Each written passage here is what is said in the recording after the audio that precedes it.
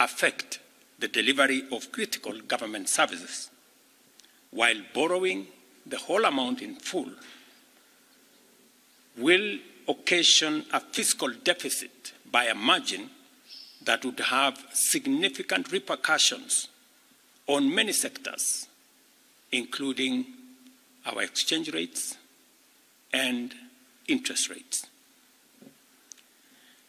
We have since, after extensive consultations, struck a middle ground, and we will be proposing to the National Assembly a budget cut of not the entire 346, but a budget cut of 177 billion, and borrowing the difference. Whatever we are going to borrow, the difference, will increase our fiscal deficit from what I intended to be 3.3% of our GDP.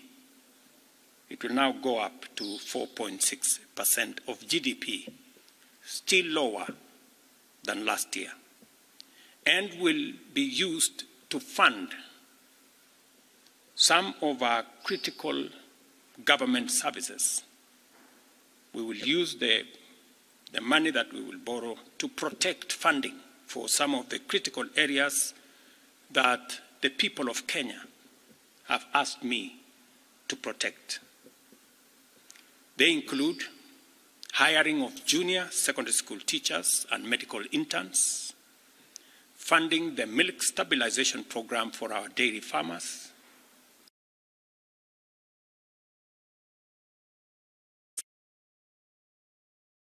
parts of Kenya, retaining the fertilizer subsidy program that has helped us manage our cost of living,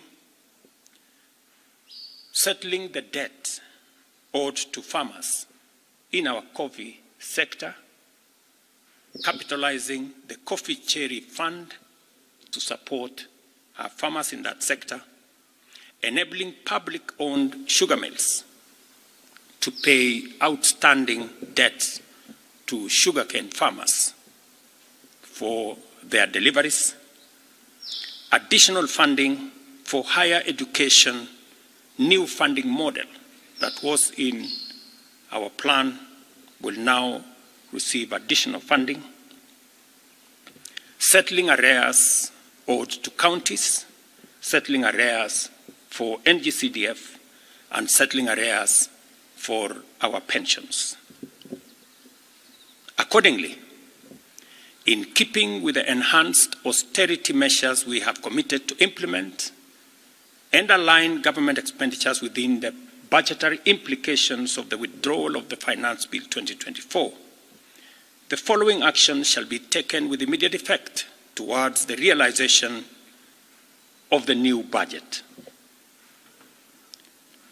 47 state corporations with overlapping and duplicating functions will be dissolved, resulting in the elimination of their operational and maintenance costs, and their functions will be integrated into the respective line ministries.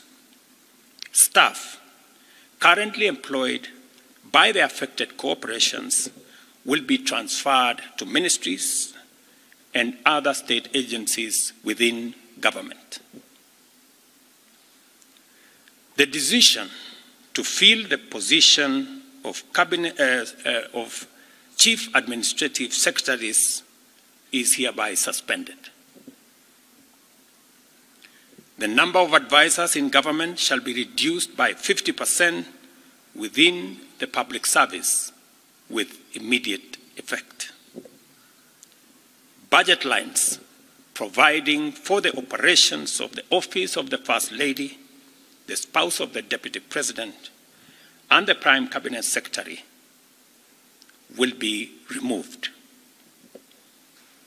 Similarly, the budget provisions for confidential budgets in various executive offices, including my own office, have been removed, and the budget for renovations across government reduced by 50%.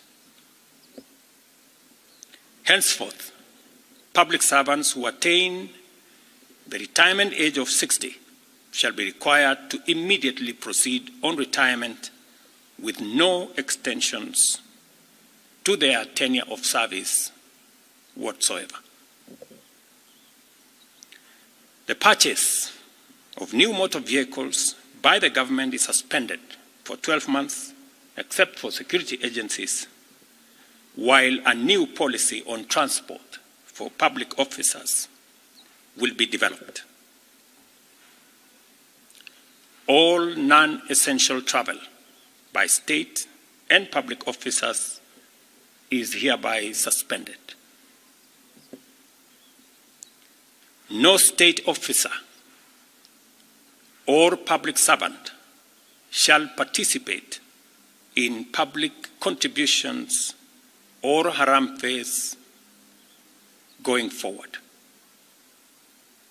The Attorney General is hereby directed to prepare and submit legislation to this effect and develop a mechanism for structured and transparent contributions for public, charitable, and philanthropic purposes. These measures will be followed by changes in government that I will be making shortly.